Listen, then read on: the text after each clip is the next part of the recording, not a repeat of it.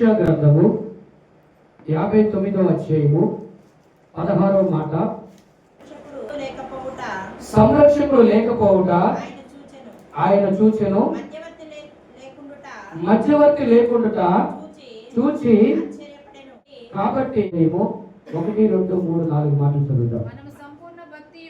మనము సంపూర్ణ భక్తియు మాన్యతయు కలిగి నెమ్మదిగాను సుఖముగాను బ్రతుకు నిమిత్తము అన్నిటికంటే ముఖ్యముగా మనుషులందరి కొరకును రాజుల కొరకును అధికారులందరి కొరకును విజ్ఞాపనలను ప్రార్థనలను యాచనలను కృతజ్ఞతాస్తుతులను చేయవలనని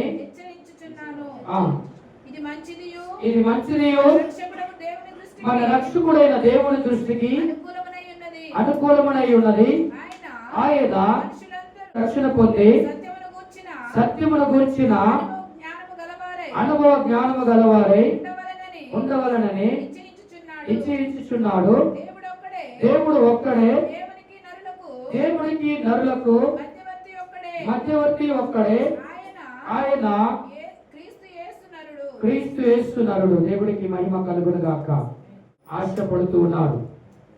ఆశపడినటువంటి ప్రాణాన్ని తృప్తిపరిచేటటువంటి మాట్లాడాలి అని మీరు కూడా ఆశపడినట్లయితే దేవుడు మీతో మాట్లాడటానికి సిద్ధముగా ఉన్నాడు. ఎందుకంటే వాక్యంలో చెప్తున్నాడు, ఆశపడినటువంటి ప్రాణాన్ని తృప్తిపరిచేటటువంటి దేవుడు మన దేవుడు. కాబట్టి నీ ఆశను తృప్తిపరచడానికి పరిశుద్ధాత్మ దేవుడు నీతో మాట్లాడును గాక, నిన్ను బలపరచును గాక, నిన్ను స్థిరపరచును గాక. ఆమేన్. దేవుడికి మహిమ కలుగును గాక. ఈరోజు మనము విజ్ఞాపన ప్రార్థన అనే అంశాల గురించి మనము ధ్యానించబోతున్నాం. విజ్ఞాపన ప్రార్థనలోని ఆత్మీయ పాఠాన్ని మనం ఈరోజు ధ్యానించబోతున్నాం. దేవుడికి మహిమ కలుగును గాక. పరిశుద్ధ గ్రంథంలోని ప్రార్థనలు చాలా రకాల ప్రార్థనలు ఉన్నాయి.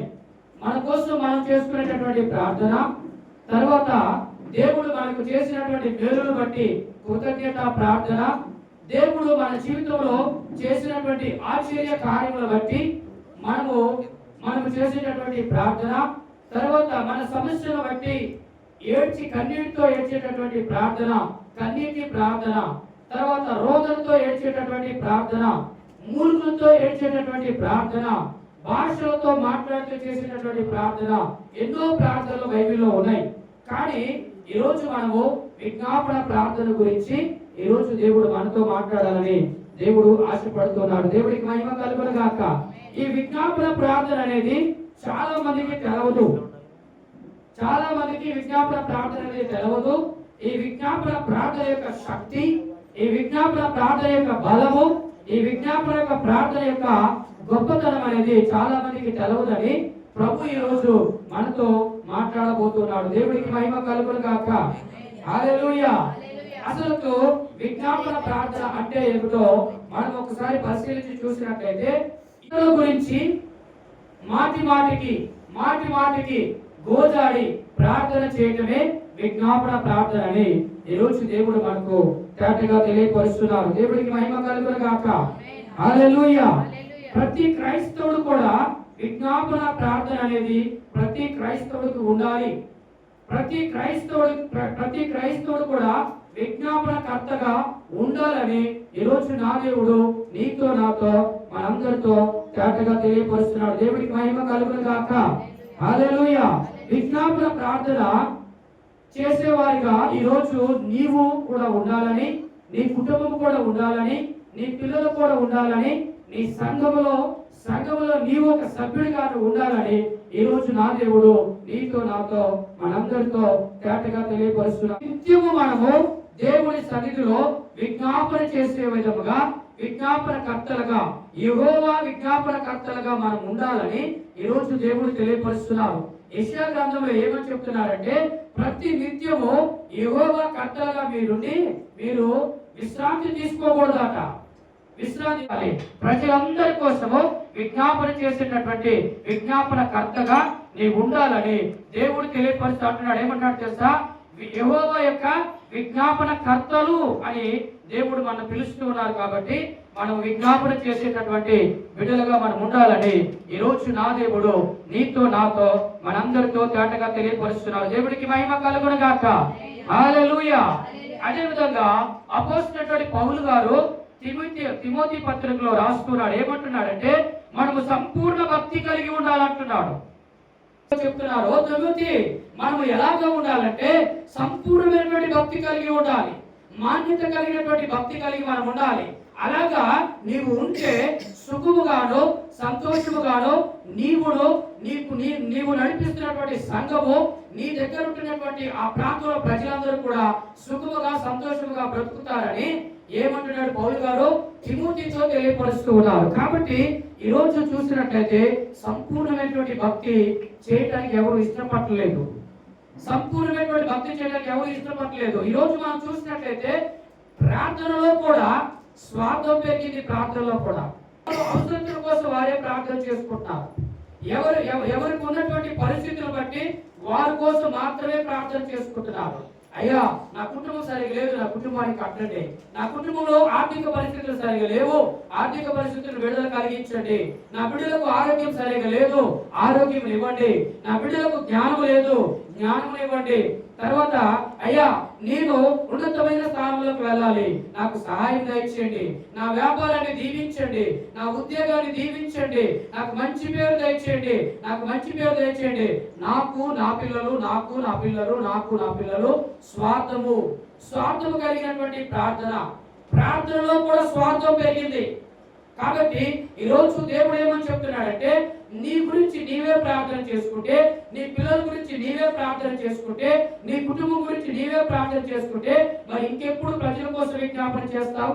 ఇంకెప్పుడు దేశం కొరకు, ఇంకెప్పుడు నువ్వు మధ్యవర్తిగా నిలబడతావు అని ప్రభువు తెలియపరుస్తూ ఈ యెషయా గ్రంథము 59వ అధ్యాయము 16వ మాటలో ఆయన చెప్తున్నారు. ఏమని చెప్తున్నారు? ఒకసారి ఆ మాట చదవండి.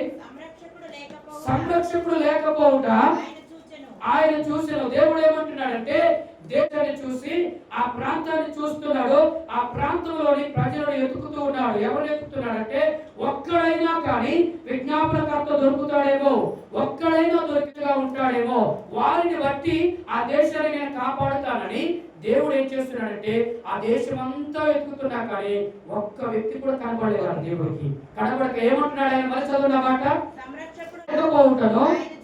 ఆయన చూసెను, మధ్యవర్తి లేకుండా చూసి ఆశ్చర్యపడను. ఈరోజు దేవుడు ఏమంటున్నాడంటే సంరక్షకుడు అనగా కాపాడేటటువంటి వాడు.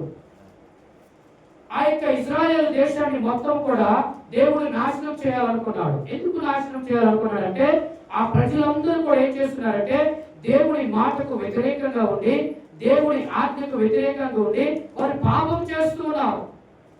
లోక సంబంధమైన ఆచారాలు చేస్తూ ఉన్నారు. లోక సంబంధమైనటువంటి ప్రతి వస్తువును తీసుకొచ్చి వారు పూజిస్తూ ఉన్నారు, ఆరాధిస్తూ ఉన్నారు. కాబట్టి దేవుడికి కోపం వచ్చి ఏం చేస్తున్నారంటే ఆ ఇశ్రాయేలు ప్రాంతాన్ని మొత్తాన్ని నాశనం చేయాలనుకుని చూస్తూ ఉన్నారు. కానీ ఒక్క వ్యక్తి ఉన్నా కానీ ఆ యొక్క ప్రాంతాన్ని రక్షించాలని, ఆ దేశాన్ని రక్షించాలని దేవుడు దేశం అంతా ఎదురు చూస్తూ ఉన్నారు. ఆ ఇశ్రాయేలు దేశం అంతా సంచరించు చూస్తూ ఉన్నా కానీ ఒక్క వ్యక్తి కూడా లేకపోయినప్పుడు దేవుడు ఆశ్చర్యపోయినాడు. ఆయన ఆశ్చర్యపోయి ఆయన ఎంతగానో వేదన పడుతున్నాడు. ఈరోజు దేవుడు ఏమంటున్నాడంటే, నీవు నీ కుటుంబంలో ఒక సంరక్షకుడిగా మార్చబడాలి. నీవు సంఘములో నీవు ఒక సంరక్షకుడిగా మార్చబడాలి. నీవున్నటువంటి ప్రాంతంలో ఒక సంరక్షకుడిగా మార్చబడాలి. నీవు భారతదేశం కొరకు ఒక సంరక్షకుడిగా మార్చబడాలి, మధ్యవర్తిగా మార్చబడాలి అని ఈరోజు దేవుడు నీతో నాతో తేటగా తెలియపరుస్తున్నాడు. దేవుడికి మహిమ కలుగును గాక.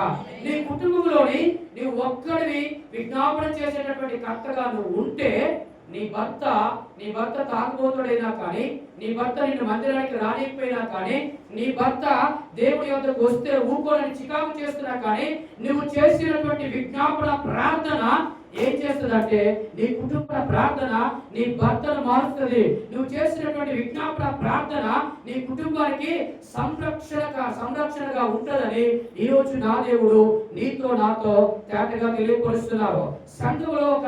సంఘములోని ఒక వ్యక్తి విజ్ఞాపన చేసేటటువంటి ఒక వ్యక్తి ఉంటే సంఘంలో ఉన్నటువంటి ప్రజలందరూ కూడా సంరక్షించబడతారు.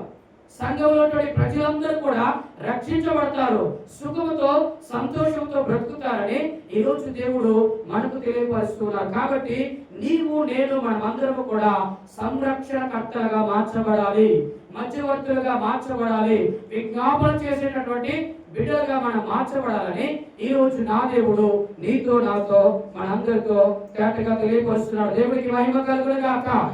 హల్లెలూయా, హల్లెలూయా. దేవుడి బిడ్డలారా, దేవుడు లేఖనంలో తెలియపరుస్తూ ఉన్నాడు, ఒక వ్యక్తి ప్రార్థన చేస్తే ఆ ప్రాంతాన్ని నేను కాపాడుతాను అని దేవుడు ఎదురు చూస్తూ ఉన్నాడు. ఒకసారి మనం చూసినట్లయితే పరిశుద్ధ గ్రంథంలో విజ్ఞాపన చేసినటువంటి మొట్టమొదటి మూల పురుషుడు ఎవరంటే అబ్రహాము. అందుకే అబ్రహాముతో దేవుడు ఏమన్నాడు తెలుసా, నీవు ఎవరిని దీవిస్తే నేను వారిని దీవిస్తాను, నీవు ఎవరిని ఆశీర్వదిస్తే నేను వారిని ఆశీర్వదిస్తాను. ఎందుకు దేవుడు అబ్రహాముతో అలాగ అన్నాడు తెలుసా? అబ్రహాము విజ్ఞాపనకర్తగా ఉన్నాడు, అబ్రహాము సంరక్షకుడుగా ఉన్నాడు, అబ్రహాము మధ్యవర్తిగా ఉన్నాడు. ఎక్కడి వచ్చినప్పుడు దేవుడు ఏమంటున్నాడంటే అబ్రహాముకు చెప్పుకోకుండా నేను ఏ పని చేయను, ఎందుకంటే అబ్రహాము నా యొక్క నమ్మకమైనటువంటి వ్యక్తి, నన్ను నమ్ముకున్నటువంటి వ్యక్తి. నా స్వరాన్ని విని ఆయన ఏం చేశాడు, తన ప్రాంతాన్ని విడిచిపెట్టినాడు, తన యొక్క బంధువులను విడిచిపెట్టినాడు, తన ఆస్తిపాస్తులు అన్ని విడిచిపెట్టి వచ్చినాడు. అంటే నా మాటలు విన్నాడు, నమ్మకమైనటువంటి వ్యక్తి, నా ఇల్లంతలో నమ్మకమైనటువంటి వ్యక్తి. కాబట్టి అబ్రహాముకు నేను చేయని దేవుడు ఏం చేశాడంటే అబ్రహాము దగ్గరికి వచ్చి అబ్రహాముతో చెప్తున్నాడు, అబ్రహాము నేను సొదొమ గొమొర్రా ప్రాంతానికి వెళ్ళాలనుకుంటున్నాను, ఆ ప్రాంతాన్ని మొత్తాన్ని కూడా నేను నాశనం చేయాలనుకుంటున్నాను, అగ్ని గంధకముల చేత ఆ ప్రాంతాన్ని మొత్తం కూడా అగ్ని చేత కాల్చివేయాలనుకుంటున్నానని ఈ యొక్క దేవాది దేవుడు అబ్రహాముతో మాట్లాడుతున్నాడు. దేవుడికి మహిమ కలుగును గాక. ఈ రోజు దేవుడు నీతో మాట్లాడుతున్నాడు.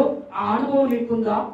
అలాగా దేవుడితో మాట్లాడే అనుభవం నీకుందా? దేవుడు నీకు చెప్పుకోకుండా నీ జీవితంలో, నీ కుటుంబంలో, నీ వ్యాపారంలో, నీ ఉద్యోగంలో అలాగా ఆయన చెప్పుకోకుండా ఏ పనైనా జరుగుతూ ఉందా?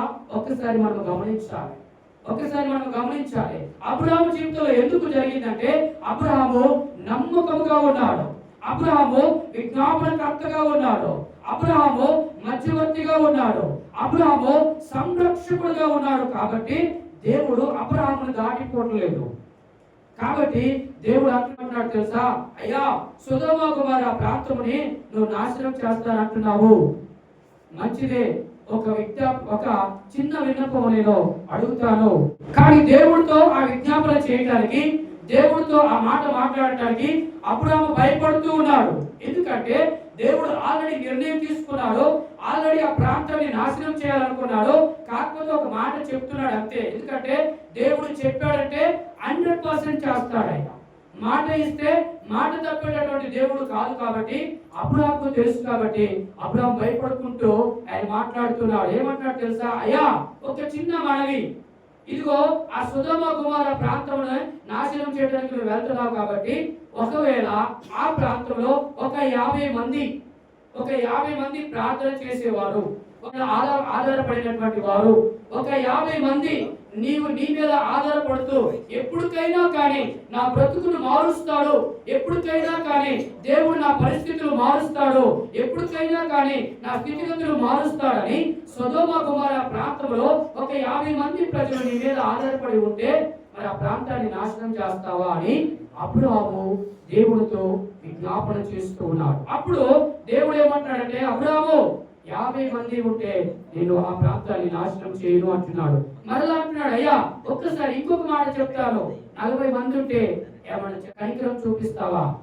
ఓకే, 40 మంది ఉన్నా ఏం చేయరు, కాల్చివేయను. 30 మంది ఉంటే చేస్తావా అని ఆయన ఏం చేస్తున్నాడంటే దేవుడి దగ్గర బేరం ఆడుతూ ఉన్నాడు.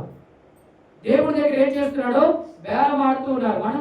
చాలా మంది మనం కూడా మార్కెట్కి వెళ్తాం కదా, మార్కెట్కి వెళ్ళినప్పుడు ప్రతి దాన్ని బేరం ఆడుతూ ఉంటాం. లేకపోతే ఏదైనా వస్తువు కొనుక్కునేటప్పుడు బేరం ఆడుతూ ఉంటాం. ఒకవేళ వాడు 3,000 చెప్తే దాన్ని 1,500కి ఇస్తావా, లేకపోతే 1,700కి ఇస్తావా, లేకపోతే 2,000కి ఇస్తావా అని బేరం ఆడుతూ ఉంటాం. ప్రతి ఒక్కరూ బేరం ఆడుతూ ఉంటాము. మనము శారీరక సంబంధించినటువంటి వస్తువు కోసం ఎలాగైతే ఒక మనిషిని బేరం ఆడుతూ ఉంటామో, సేమ్ అదే విధముగా ఆ యొక్క అబ్రహాము ఏం చేస్తున్నాడంటే దైవం పడుతూ ఉన్నాడు. అయ్యా 50 మంది ఉంటే ఆ సొదొమ గొమొర్రా ప్రాంతంలో అగ్ని గంధకాలు పడుకోకుండా, ఆ ప్రాంతాన్ని నాశనం చేయకోకుండా కాపాడుతావా అని బేరమాడుతున్నాడు. 40 మంది ఉంటే మళ్ళీ అంటున్నాడు కోప్పడతాయా, ఇంకొక మాట అడుగుతా. 30 మంది ఉంటే కోప్పడతాయా, ఇంకో మాట అడుగుతా. 20 మంది ఉంటే కోప్పడతాయా, ఇంకో మాట అడుగుతా. 10 మంది ఉంటే అని అలాగా బేరమాడుకుంటా ఏం చేస్తూ ఉన్నాడంటే దేవుడి దగ్గర విజ్ఞాపన చేస్తున్నాడు, దేవుడితో మాట్లాడుతున్నాడు. దేవుడికి మహిమ కలుగును గాక. హల్లెలూయా. ఆయన ఎప్పుడైతే మాట్లాడుతూ ఉన్నాడో, ఎప్పుడైతే అడుగుతూ ఉన్నాడో, అప్పుడు చివరికి ఆయన చెప్పేది ఏంటంటే, ఆయన ఏమంటాడు తెలుసా? ఆ ప్రాంతంలో నా బంధువులు ఉన్నారయ్యా, ఆ ప్రాంతంలో నా బంధువులు ఉన్నారు. వారి కోసం నేను ప్రతిరోజు ప్రార్థన చేస్తున్నా, వారి కోసం ప్రతిరోజు విజ్ఞాపన చేస్తున్నాను. వారు ఆ సొదొమ గొమొర్రా ప్రాంతంలో నివసిస్తున్నారయ్యా, వారిని కాపాడుతావా? నేను చేసిన ప్రాంతాన్ని బట్టి నా కుటుంబం కాపాడుతుంది అన్నావు కదా, నేను చేసిన విజ్ఞాపన బట్టి నా దేశం కాపాడుతుంది అన్నావు కదా, నా కుటుంబాన్ని కాపాడుతావా అని దేవుడితో ఆయన ఏం చేస్తున్నారు? సొదొమ గొమొర్రా అనేటువంటి ఆ దేశంలో ఉన్నటువంటి ఆ యొక్క దేశంలో ఉన్నటువంటి వారి బంధువుల కొరకు ఏం చేస్తున్నాడు? విజ్ఞాపన చేస్తున్నారు.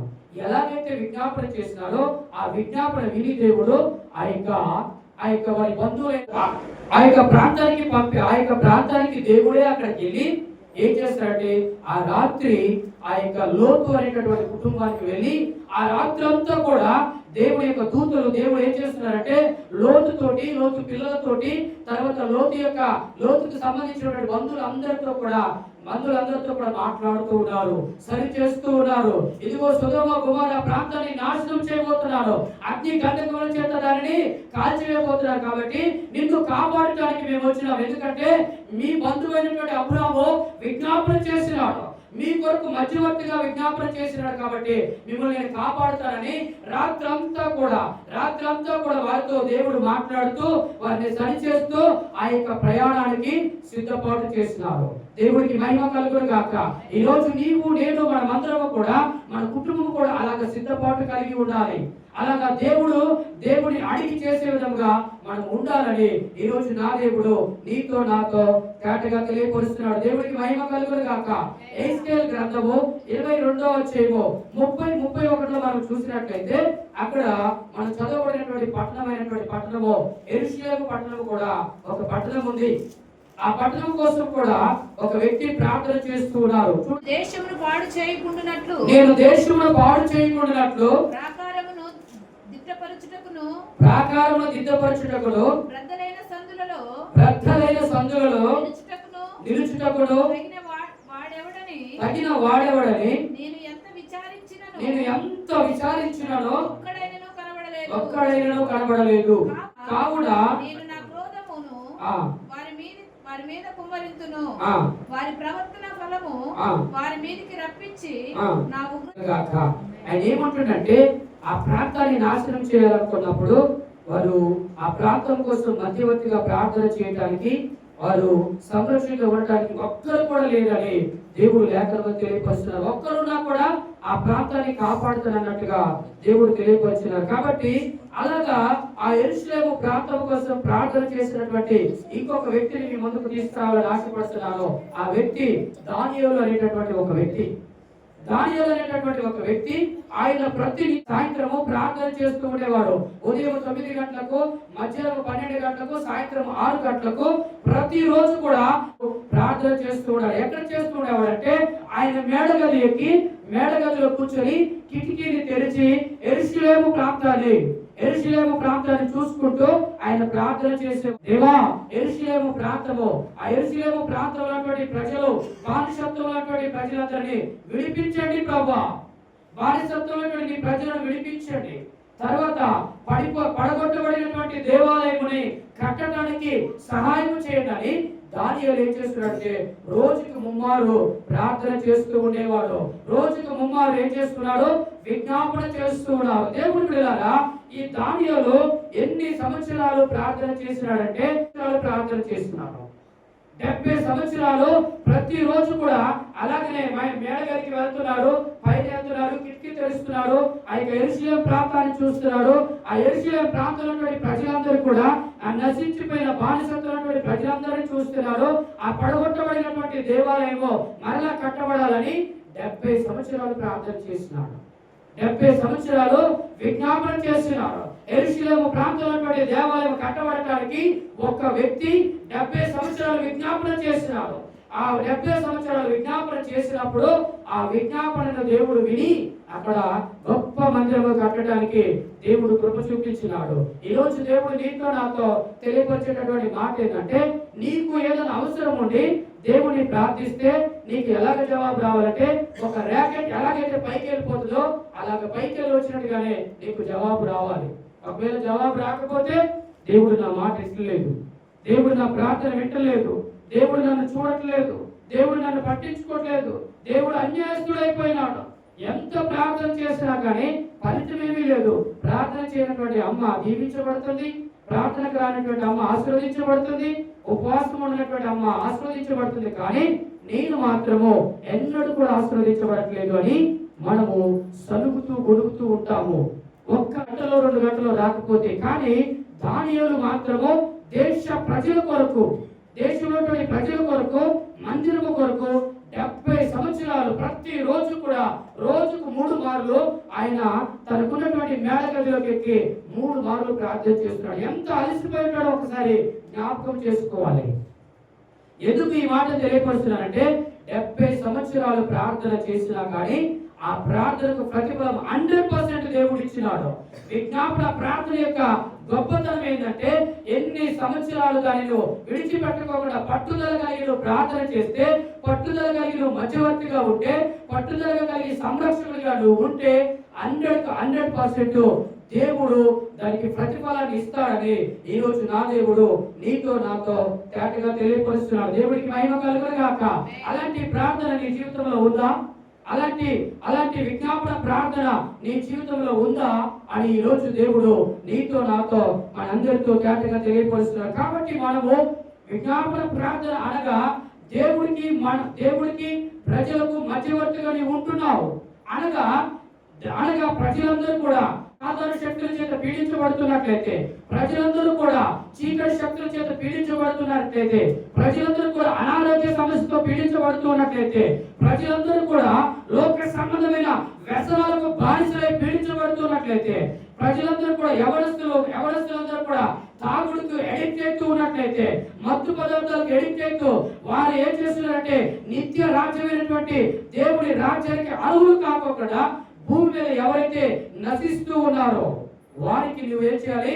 మధ్యవర్తిగా నువ్వు ఉండాలి, వారికి సంరక్షకుడిగా నువ్వు ఉండాలి. నువ్వు ఒక్కసారి ప్రభా, ఇదిగో నేను ప్రభా, పలానా కుమారుడు నేను ప్రభా, మత్తు పానీయాలకు బానిస అయిపోయినాడయ్యా, కుటుంబం నాశనం అయిపోతుంది అయ్యా, తన యొక్క బ్రతుకు నాశనం అయిపోతుంది, ఎవడ వయసులో నేను ప్రభా, ఎవడమంతా కూడా జూదానికి బానిసలైపోయి నేను ప్రభా, ఒక పిచ్చివాడుగా మార్చబడుతున్నాడయ్యా. ఒక్కసారి జ్ఞాపకం చేసుకొని ఒక వ్యక్తిని నువ్వు దేవుడికి మధ్యవర్తిగా ఉండి జ్ఞాపకం చేస్తే ఆ వ్యక్తి మార్చబడినట్టే. నీకున్నటువంటి నీ పిల్లలు ఆశీర్వదించబడతారు, నీ పిల్లలు దీవించబడతారు, నీ పిల్లలకి ఆ మత్తు పదార్థాలు ఎడిక్ట్ కాకోకుండా దేవుడే కాపుదల ఇస్తాడు. నీ పిల్లలు లోక సంబంధమైనటువంటి వ్యసనాలకు బానిస కాకోకుండా దేవుడే, ఆయనే నీ పిల్లల పక్షాన నుండి దేవుడే వారిని ఒక మంచి రూట్ లో దిద్దుతాడని ఈరోజు నా దేవుడు నీతో నాతో తేటగా తెలియపరుస్తున్నాడు. దేవుడికి మహిమ కలుగును గాక. రెండోదిగా ఏమని చెప్తున్నాడంటే, విజ్ఞాపన కర్తగా, మధ్యవర్తిగా, సంరక్షకుడిగా ఎందుకు నువ్వు ఉండాలంటే స్వార్థ కోసము. నశించిపోతున్నటువంటి ప్రజలు ఎందరో ఉన్నారు. నశించిపోతున్నటువంటి ప్రజలు రక్షణ లేక యేసు క్రీస్తు ప్రభువారి యొక్క శరీరంలో రక్తంలో కడగబడుకోకుండా, యేసు క్రీస్తు ప్రభువారి యొక్క యేసుక్రీస్తు ప్రభు యొక్క శరీర రక్తములు భుజించుకోకుండా, యేసుక్రీస్తు ప్రభువుని సొంత రక్షకుడిగా అంగీకరించుకోకుండా, పరలోక రాజ్యములోని బాప్టిస్మం అనేటటువంటి ఆధార్ కార్డు తీసుకోకుండా ఎంతమంది అయితే భూమి మీద నశించిపోతున్నారో వాళ్ళందరినీ జ్ఞాపకం చేసుకుని మధ్యవర్తిగా, సంరక్షకుడుగా నీవు ఉండాలని ఈ రోజు నా దేవుడు నీతో నాతో మనందరితో తేటగా తెలియపరుస్తున్నారు. అదేవిధంగా సువార్త అందనటువంటి ప్రాంతాలు చాలా ప్రాంతాలు ఉన్నాయి. చైనా ప్రాంతానికి వెళ్ళినట్లయితే బైబిల్ బ్యాన్ చేసినారు. బైబిల్ లేదు. చైనా అధ్యక్షుడే దేవుడు, అక్కడ నేనే దేవుడిని, నన్నే పూజించాలని అక్కడ చెప్తూ ఉన్నారు. క్రైస్తవులైనటువంటి వారిని క్రైస్తవుడు దేవుడి ప్రేమను చూపించాలని మాట పలకాలంటే వారు ఏం చేస్తారు? గన్నుతో నడి రోడ్డు మీద కాల్చి పడేస్తారు. వారు రహస్యంగా బైబిల్ రహస్యంగా చదువుకుంటారు. బాత్రూంలోకి వెళ్ళి రహస్యంగా చదువుకుంటారు. రహస్యమైనటువంటి స్థలములకు వెళ్ళి బైబిల్ చదువుకుంటారు. ఆ ప్రాంతంలో బైబిల్ అందనటువంటి వ్యక్తులు చాలా మంది ఉన్నారు. అలాంటి ప్రాంతాన్ని మనం ఏం చేయాలి? అలాంటి ప్రాంతానికి మధ్యవర్తిగా మనం ఉండాలి. సంరక్షకుడిగా మనం ఉండి, ప్రభా చైనా ప్రాంతంలో నేను ప్రభా నీ బిడ్డలో నేను ప్రభా అయ్యా నీ యొక్క వారికి నేను ప్రభా ప్రేమను కలిగించడానికి సేవకులను పంపించండి ప్రభా, అయ్యా పరిచయాలను పంపించండి ప్రభా, అయ్యా యవనస్తులను పంపించండి ప్రభా. అదే విధంగా నేను ప్రభా అక్కడ ఉన్నటువంటి ఆ అధికారి మనసును మార్చండి, ఆయన కూడా రక్షణ దయచేయండి. ఆయన ప్రజలందరినీ కూడా నీ తట్టు తిప్పులాగనా అయ్యా నీకు నేను విజ్ఞాపన చేస్తున్నానని ఒక్కొక్క దేశాన్ని మనం ఏం చేయాలి? జ్ఞాపకం చేసుకోవాలి. అధికారులను జ్ఞాపకం చేసుకోవాలి. ప్రతి ఒక్క అధికారిని జ్ఞాపకం చేసుకుని దేవుడికి మనం మధ్యవర్తిగా ఉండాలి. దేవుడు ఏమో చెప్తున్నాడు తెలుసా? నేను ఒక ప్రాంతాన్ని నాశనం చేయాలని పోతే ఆ ప్రాంతాన్ని రక్షించండి అని ఒక్క వ్యక్తి కూడా లేడని దేవుడు ఎంతగానో వేదన పడుతున్నాడు. భూమి యొక్క దేవుడు మనం ఎందుకు పంపించినాడంటే ఆయన పోలిక యందు, ఆయన స్వరూపమందు, ఆయన చిత్త ప్రకారం నెరవేర్చడానికి మాత్రమే దేవుడు మనల్ని సృష్టించినాడు. బిడ్డలను రక్షించినాడు. ఆయన ఎలాగైతే అణగారినటువంటి కులాన్ని ఎలాగైతే ఆయన రక్షించినాడో, ఎలాగైతే ప్రజలను హింసిస్తూ బానిసత్వంలో ఉన్నటువంటి వారిని విడిపించడానికి ఎలాగైతే దేవుడు వచ్చినాడో, నీవు నేను మనమందరం కూడా అలాగ ఉండాలని దేవుడు మనల్ని సృష్టించినాడు. కాబట్టి దేవుడు వెళ్ళారా నీవు నేను మనమందరం కూడా విజ్ఞాపనకర్తలుగా మార్చబడాలి, సంరక్షకుడుగా మార్చబడాలి, మధ్యవర్తిగా మార్చబడాలని ఈరోజు నా దేవుడు నీతో నాతో తేటగా